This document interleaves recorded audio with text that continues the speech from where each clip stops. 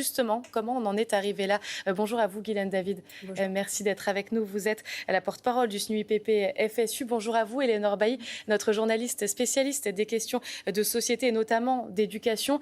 L'enfant n'était pas allé à l'école depuis au moins une semaine. Guylaine David, est-ce que ça n'aurait pas pu alerter l'école en premier lieu? Alors, je ne sais pas si ça a alerté l'école en premier lieu, et ça, c'est l'enquête qui le dira.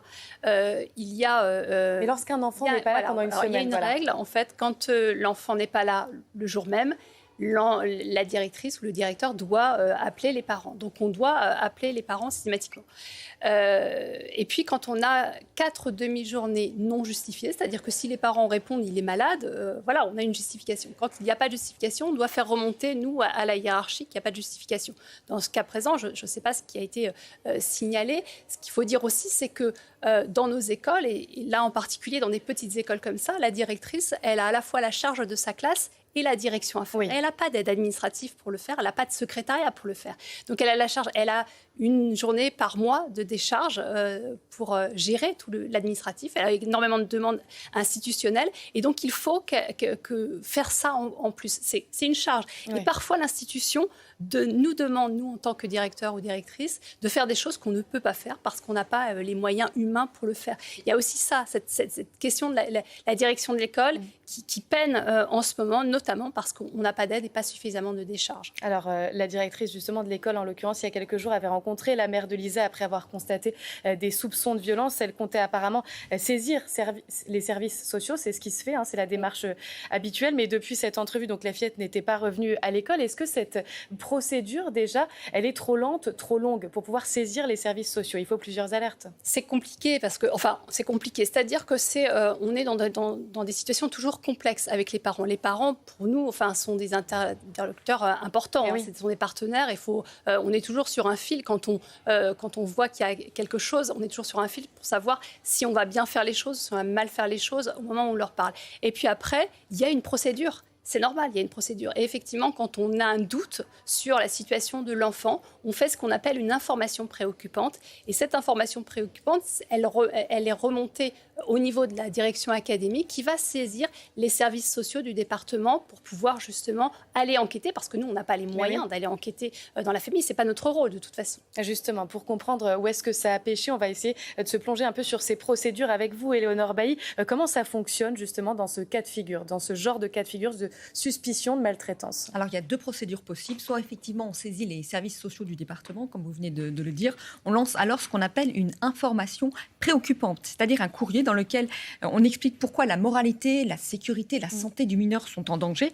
Tous les personnels de l'école peuvent le faire, tous les personnels qui travaillent autour de la petite enfance. Ils adressent alors leur courrier à la CRIP, c'est la cellule de recueil de ces informations préoccupantes, une cellule qui en fait est hébergée au sein des services sociaux du département. La CRIP ordonne alors une évaluation ou une enquête. Cette enquête, en fait, elles peuvent intervenir dans les heures de la saisine ou dans plusieurs semaines en fonction, en fait, de l'urgence de la situation. Justement, il y a certains cas où on ne peut pas attendre une enquête. Alors là, on peut directement saisir le procureur. Absolument. Et là, on pense en fait au cas d'agression sexuelle sur mineur. Là, effectivement, ce n'est pas la rapidité qui compte, mais la capacité à agir sans en fait l'autorisation, l'accord de la famille. Et seul le procureur de la République peut faire ça. En cheville, en fait, avec le juge des enfants, il peut retirer l'enfant de sa famille sans l'accord des parents. Et ça, c'est effectivement pour le protéger. Donc, c'est une différence de moyens plus que de rapidité. Là, on est dans le judiciaire et pas dans l'administratif. Et qu'on comprenne bien et que tout le monde le sache, justement, Éléonore, tout le monde peut avertir les autorités. Absolument, c'est même une obligation. C'est l'article du Code pénal 434-3. Quiconque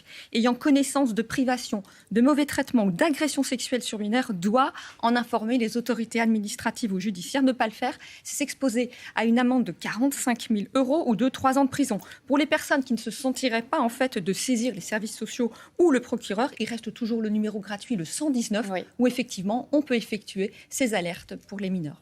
On ne cesse de rappeler ce numéro. Voilà pour la théorie. Merci beaucoup, Éléonore Bailly. Guylaine David, est-ce que ces règles, est-ce que cette procédure, elle est respectée en général? Alors, oui, elle est respectée dans le sens où, effectivement, n'importe quel personnel de l'éducation nationale dans l'école peut faire une information préoccupante. Après, les délais sont toujours sont longs parfois. Parfois, on est obligé de faire plusieurs informations préoccupantes parce que même si les services sociaux... Il n'y a pas de limite, on peut en faire... Non, on peut en faire plusieurs. Moi, il m'est arrivé d'en faire plusieurs à propos d'une famille et au bout de la troisième information préoccupante, voilà. Parce que vous n'aviez pas de réponse? Parce que les services sociaux vont enquêter, mais forcément, ça n'aboutit pas forcément si la famille ne montre tous les soins possibles à l'enfant. Il n'y a pas de défaut de soins. Il faut trouver, à certains moments, c'est très difficile de prouver le défaut de soins dans certains cas. Hein. Je ne parle pas des cas de coût, mais ça peut être compliqué. Et c'est vrai qu'il y a aussi des problèmes de personnel, notamment sur la... Oui, il y a une cellule par département. Surtout, voilà, une cellule par département. Et puis la protection maternelle et infantile. Hein. Nous, les enfants de moins de 6 ans à l'école ne dépendent pas de la médecine scolaire, mais de la protection maternelle et infantile. Ça dépend du département. Il manque beaucoup d'assistantes sociales, par exemple. On est à la peine pour trouver des fois des assistantes sociales, pour avoir des conseils aussi, des infirmières, et puis des services autour des familles qui sont malheureusement pas suivies, qui devraient être suivies pour la protection de l'enfance. Parce que pendant tout ce temps-là, l'enfant reste au sein de son cercle familial.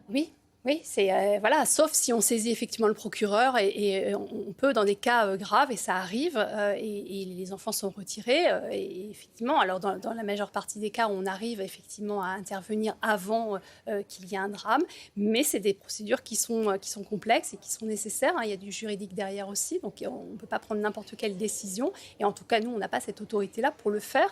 Donc on va faire ce qu'on a. Enfin, alors c'est toujours sur un fil parce que c'est en notre âme et conscience. Hein. Parfois, on va discuter avec les parents parce qu'on a des doutes et on va essayer de discuter avec les parents, mais on sait que parfois nos paroles vont être pas forcément bien entendues et ça peut avoir des conséquences aussi sur l'enfant. Donc on est toujours dans une position qui est assez complexe. Est-ce que vous êtes accompagné justement pour pouvoir parler à des parents potentiellement maltraitants? Effectivement, il faut trouver les bons mots parce que là, par exemple, la petite fille n'est pas revenue derrière à l'école. C'est un échec forcément pour le corps enseignant. Forcément, moi je pense beaucoup à l'équipe enseignante en ce moment parce que c'est un drame pour cette équipe. Et puis la directrice la collègue le disait dans le reportage, elle est suspendue pour être aussi protégée. Hein. C'est une mesure de protection parce qu'elle doit participer à l'enquête et elle ne doit pas effectivement répondre ni aux médias ni aux parents sur cette enquête. Elle doit être protégée. C'est la procédure administrative normale. Hein. Dans ce cas-là, elle est suspendue.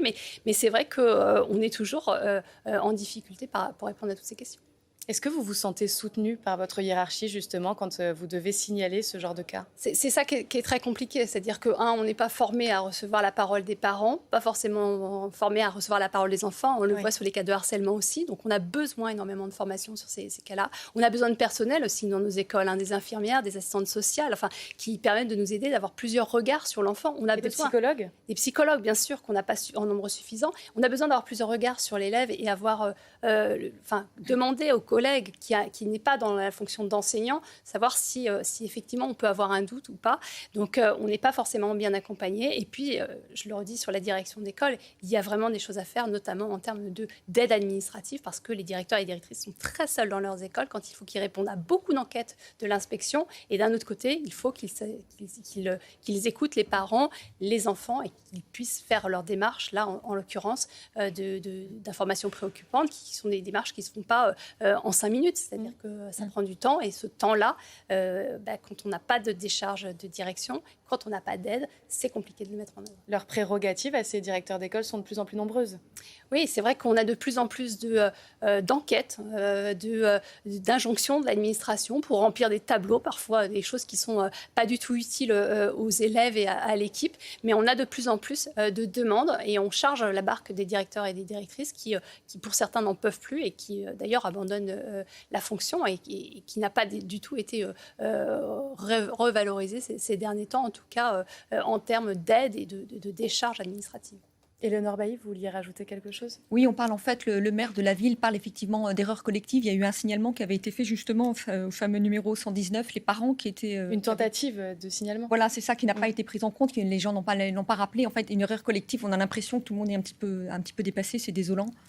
Oui, c'est désolant parce qu'effectivement, on a entendu des témoignages aussi de voisins. Enfin, c'est effectivement, en matière de protection de l'enfance, on est tous amenés à un moment donné à être témoins de choses et effectivement, il faut... Et la PMI, vous signalez ça aussi tout à l'heure, les parents, visiblement, ils auraient dû être... La protection de l'enfance. Oui, c'est-à-dire que... Parce qu'ils avaient des problèmes que tout le monde connaissait, ils auraient dû être suivis, ces gens-là. Quand on entend les voisins, on se demande pourquoi il n'y a pas eu de signalement plus tôt de l'éducation nationale, mais aussi du reste signalements au niveau de l'assistante sociale. Voilà. Et moi, je ne connais pas le secteur, mais effectivement, on sait que dans nos campagnes et dans certains endroits, il n'y a plus d'assistante sociale, il n'y a plus... elle est dans un secteur plus éloigné, qu'il manque de personnel dans les départements pour faire face à tout ça. C'est vrai que les enfants devraient être suivis depuis la maternité jusqu'à l'arrivée à l'école. Ils ne sont pas forcément. Et puis après, jusqu'à 6 ans, je rappelle, c'est effectivement une visite normalement obligatoire de la PMI qui n'est pas toujours faite parce que justement, la PMI manque de moyens humains pour pouvoir les faire. Est-ce que sur ces sujets-là, il y a une distinction à faire entre les villes et les campagnes ?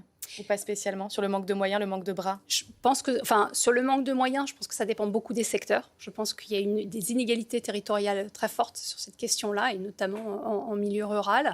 Et après, je pense que ça dépend aussi de la situation particulière là, de la famille et des familles en général. Mais c'est vrai qu'en tout cas, il y a des inégalités sur le territoire, ça c'est sûr, en termes de protection de l'enfance. Et la directrice, vous pensez qu'elle risque quelque chose? Parce que finalement, elle avait pris rendez-vous avec la mère, maintenant elle est sous protection. Enfin, vous pensez qu'elle risque de ne pas avoir été assez rapide ou La directrice, elle va participer à l'enquête, elle va répondre à l'enquête et on verra ce que l'enquête déterminera. Après, en l'état actuel des choses, moi, je ne peux pas me prononcer sur ces questions. Mais du point de vue de l'éducation nationale, elle a rempli son rôle, entre guillemets. Je ne sais pas parce que je n'ai pas le rapport de l'enquête. Moi, on entend des choses. Reçu la mère voilà. Et ensuite... on était dans ce temps où justement elle allait saisir les services sociaux. Après, on fait mes journées, oui, voilà, les fameuses en tout cas, de ce qui se dit, elle a pris les devants et elle a joué son rôle. Et donc, c'est là-dessus aussi qu'il faut qu'elle soit entendue, en tout cas.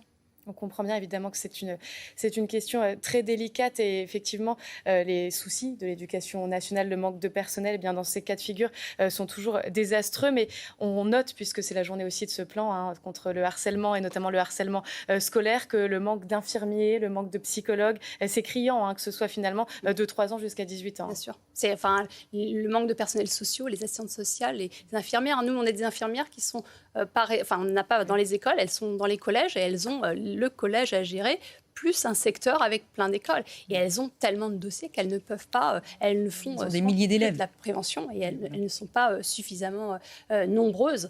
Mais c'est pareil pour les médecins scolaires et c'est pareil pour les assistantes sociales. On a besoin aussi de ces personnels-là, c'est évident. Et là, en matière de lutte contre le harcèlement, c'est aussi une question de moyens. C'est-à-dire qu'il faut qu'on se donne les moyens de pouvoir répondre à ça en ayant des personnels dédiés à cette question-là. Et on revoit justement ce numéro 119 sur les enfants en danger. N'hésitez pas à le composer si vous êtes témoin ou si vous soupçonnez de la maltraitance sur les plus jeunes. Merci à vous, Guylaine David, d'avoir été avec nous. Merci de votre éclairage sur les potentielles défaillances ou dysfonctionnements de l'éducation nationale. Mais on comprend bien que c'est une faillite générale dans ce cas de figure et qu'évidemment, les responsabilités sont toujours partagées.